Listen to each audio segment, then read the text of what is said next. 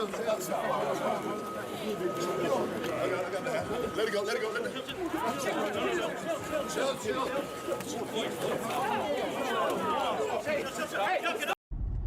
If we was to fight right now on the streets, I'll break your fucking neck. And that's on my kids. And you know it, I know it, and the whole world know it. And I'm not talking about no fighting in the ring. If me and you was to fight outside, I will break your neck. This wasn't supposed to happen. It was meant to be a routine stop on the press tour. Canelo Alvarez and Terence Crawford, 2 pound-for-pound giants, were scheduled to face off, talk their talk, sell the fight, and move on. But instead, the stage imploded.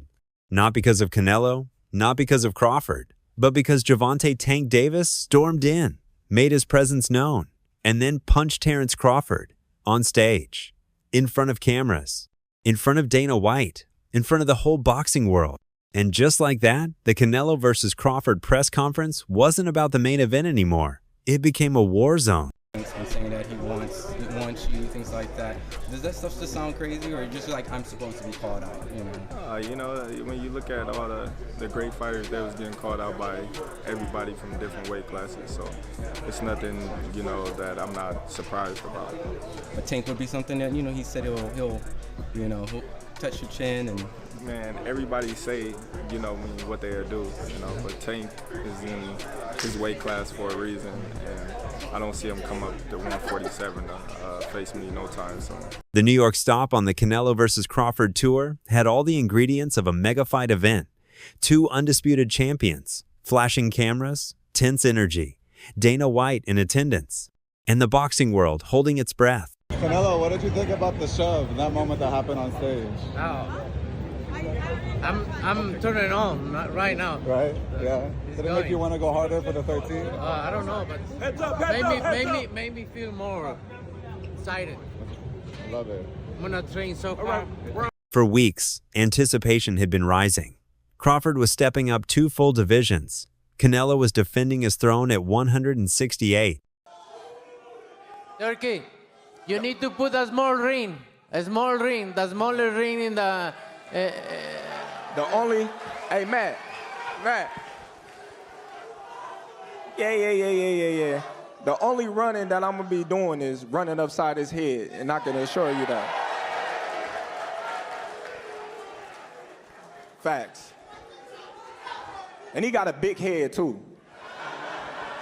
But underneath all the noise, another storm had been brewing, one that had nothing to do with weight classes or official matchups. It was the silent war between Gervonta Davis and Terence Crawford. Tank would never even think about to come up to 154. All right, what about 47, though? Yes, if he get to pick his opponent. But Tank would never come from 35 to 54. Y'all got into it on social media around that time. Is that just you being competitive, like when that happens? Or is it like...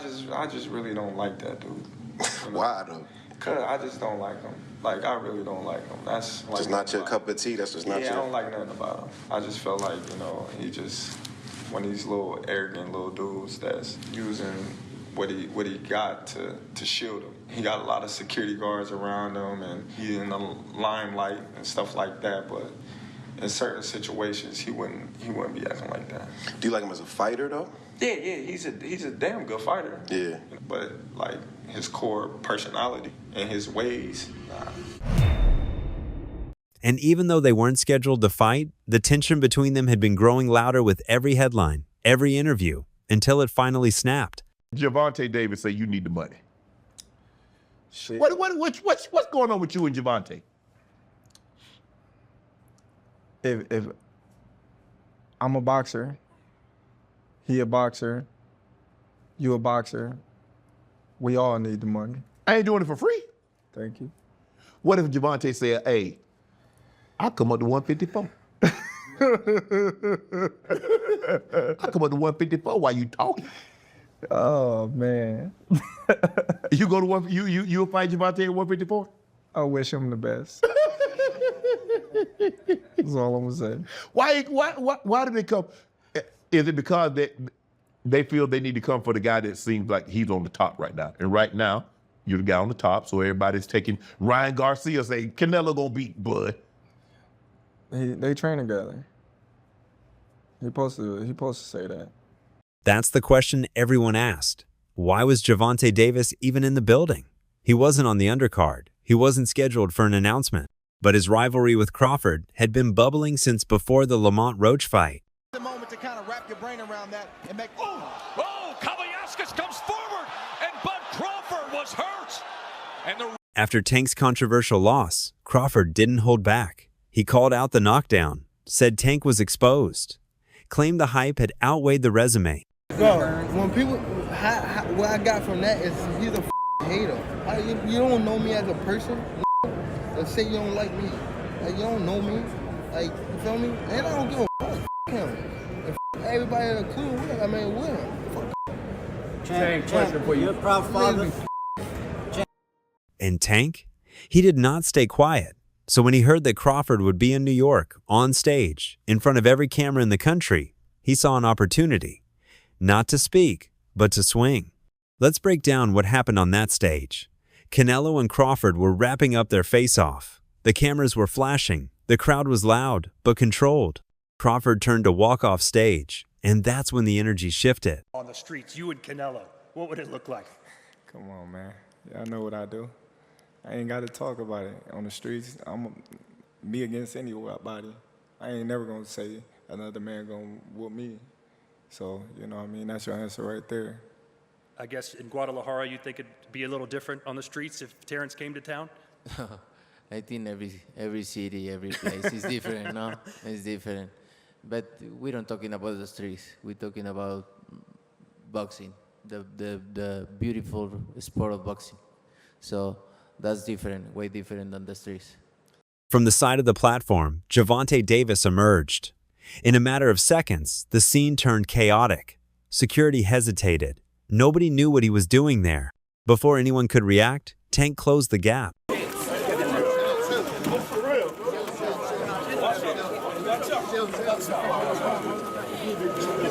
Then, without a word, without warning, he punched Terence Crawford. A clean right, not a shove, not a slap, a punch. Crawford staggered back but didn't go down. Canelo instinctively stepped in. Dana White yelled for security, and the crowd exploded. Terence Crawford is in the biggest fight of his life, jumping 2 divisions, fighting Canelo Alvarez, carrying a target on his back. He didn't need this distraction, but Tank just handed it to him anyway. Well, listen, I called Canelo out because, like I said, he the last great fighter amongst the era that surpassed us. You know, the Floyd, the Pacquiao, the De La Hoya. We both came up in that era. And he was right there with those fighters, and he got the chance to fight the Miguel Cottos, the Floyd Mayweathers, and, you know, the Kovalevs and Triple Gs, and I wasn't able to get those mega fights, you know, so this is my mega fight, this is my moment, and that's the reason why I want to fight an all-time great like Canelo. Now let's talk about Canelo versus Crawford, because Tank wasn't the only one who tried to swing at Terence Crawford. Canelo also took a shot. Yep, the Mexican superstar shoved him during the face-off.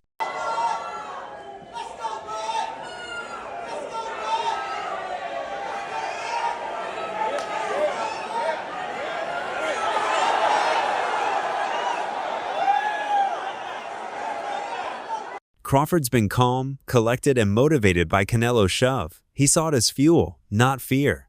Let's talk about what this really means for Bud Crawford. I feel I got the speed over Canelo. I got the reach over him. He might got the size, the power. I got the better skills, boxing skills. Would it be more of a cat and mouse? The reality is Canelo does put people out. From Kirkland to Amir Khan to just... Don't do obviously, I'm just saying, man. No, but he's not Kovalev. Kovalev was older.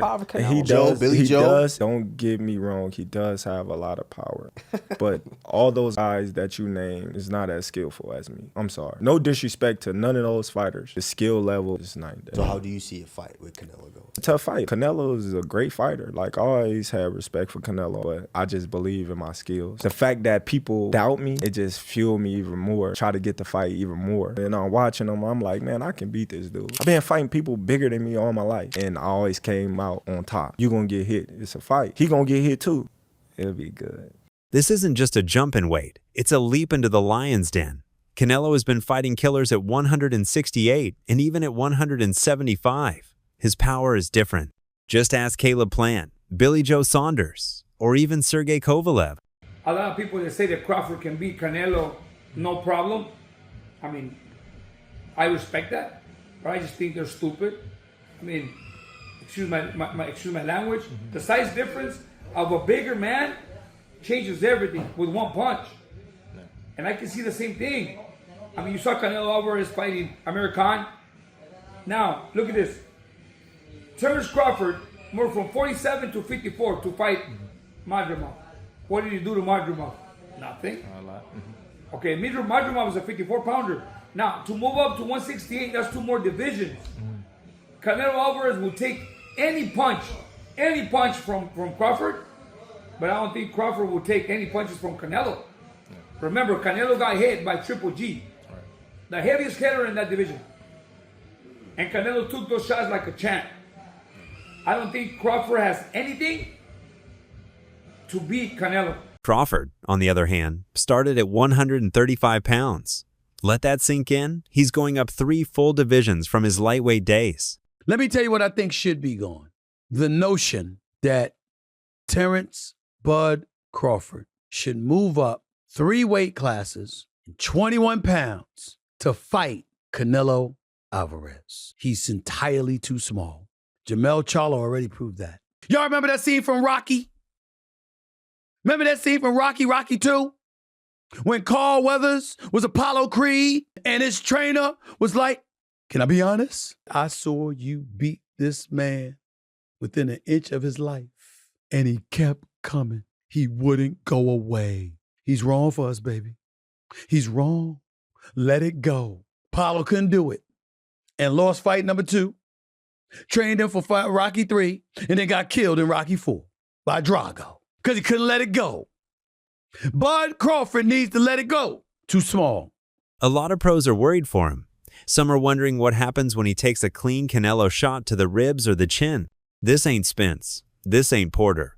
This is Canelo, the face of Mexican boxing, with knockout power in both hands. It is my biggest concern when it comes to Terence Bud Crawford when people, for some reason, keep mistakenly comparing him to Floyd Mayweather when it comes to being an elusive fighter.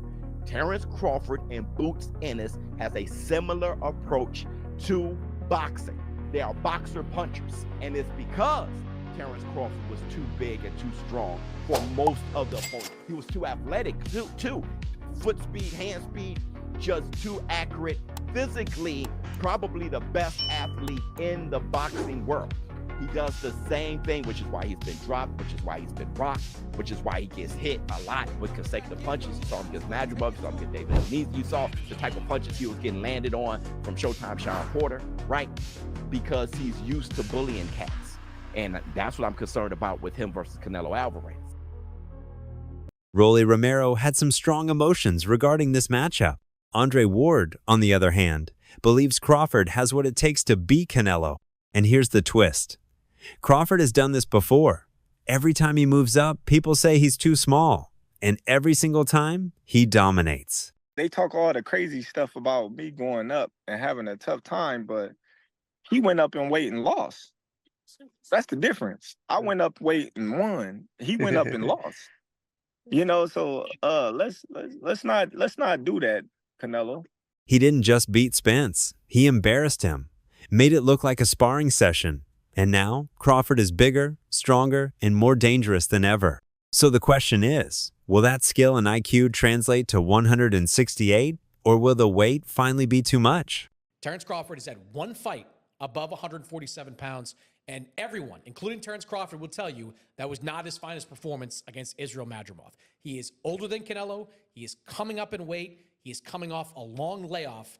I can't look at Canelo Williams' school and say, you know what? Canelo is too far in a decline to beat Terence Crawford.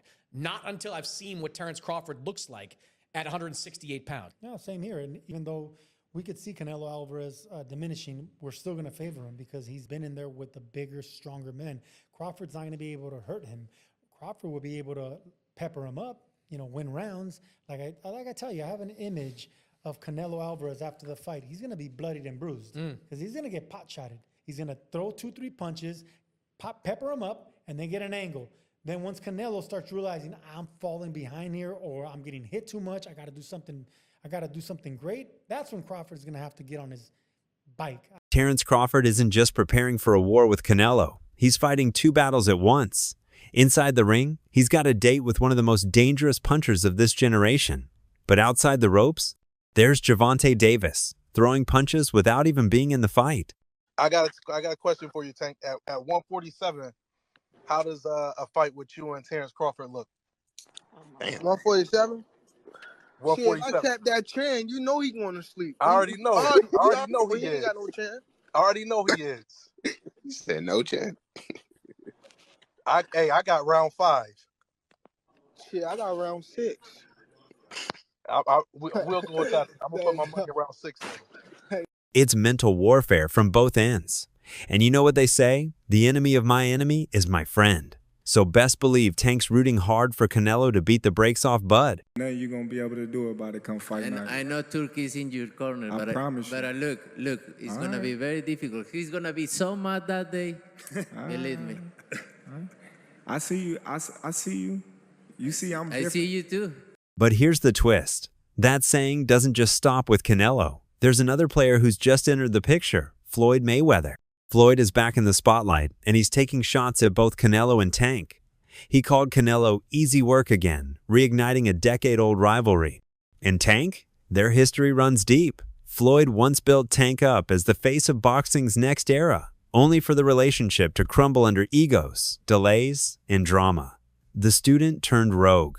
I remember first hearing an issue between Floyd and Gervonta before Gervonta fought Pedraza.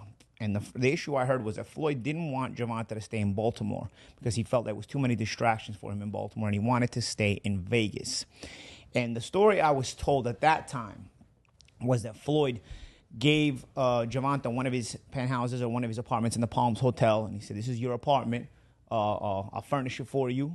He got him a Jeep. At the time, Gervonta was not a world champion. He got him like a Jeep, a 4x4. You know, he basically said, "I'll make it comfortable for you. I don't want you to go to Baltimore. I want you to stay here. I don't think Baltimore is the place for you," you know? And what I was told was Gervonta sold all the furniture, sold the Jeep, and went back to Baltimore and bought a Benz. You know, with that's what I was real. That's what I was told at the time. So. And now, with Tank constantly crossing lines, including bringing up Bud's family, Floyd was asked whether Davis had gone too far. Without hesitation, Floyd sided with Crawford. That silence between them? Officially broken. Some say the punch by Tank was disrespectful. Others say it was strategic. Maybe Tank wants to rattle Bud. Maybe he wants to insert himself back into the spotlight after the Roach loss. The first fight with Lamont Roach left a scar on Tank's reputation.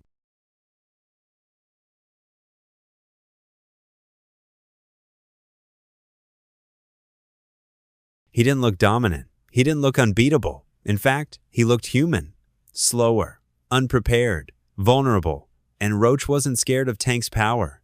The 9th round moment, where Roach dropped Tank to a knee and the ref called it a slip instead of a knockdown, sparked outrage. If that had been ruled properly, many believe Roach would have taken the win. Tank did that, so I know the got in his eye, but they should have countered it. They would have countered it, would have went to Lamont Roach. What I didn't like about Tank, he was gassing up Lamont Roach way too much, and he was already talking about like retiring. He seemed a little distracted, didn't he, in the fight? That wasn't the same Gervonta Davis we're really used to seeing. It just lets you know how corrupt like these governing bodies are, bro. If that dude took a knee, not only did he take a knee, he's like, hold on real quick. Let me get this out of my eye. How is that not a point? Like, you know, funny thing, bro, that's why I cut my braids off. I had braids, and I had the same thing. I went through the same when I fought Andre, that shit was burning my eyes, so I cut that off. Tank walked away undefeated, but barely. And Roach? He walked away as the people's champ. Tank's been all over the place. Legal problems, media chaos, talks of early retirement, strange exhibition plans against Jake Paul. He's been getting the bag, sure, but he's also been losing control. Tank Davis, Lamont Roach. I think we need to start with that one. Yeah. What transpired in that fight was astounding because you have to remember Tank Davis was a 16-1 favorite going into this fight. Lamont Roach while a WBA champion was moving up from 130 pounds and no one thought he had a chance. And the general demeanor of Tank Davis going into this fight was like, hey man, I'm kind of done with this. I got 3 fights left. I'm going to be done by the end of 2025. I don't really like this sport anymore. Kids, don't do this. Go into soccer. This ain't for you. So that's all from today's video. If you enjoyed it, remember to leave a like, subscribe, and ring that bell icon so you never miss our upcoming videos. And don't forget to share your thoughts in the comments section. Stay tuned, and we will catch you in the next video.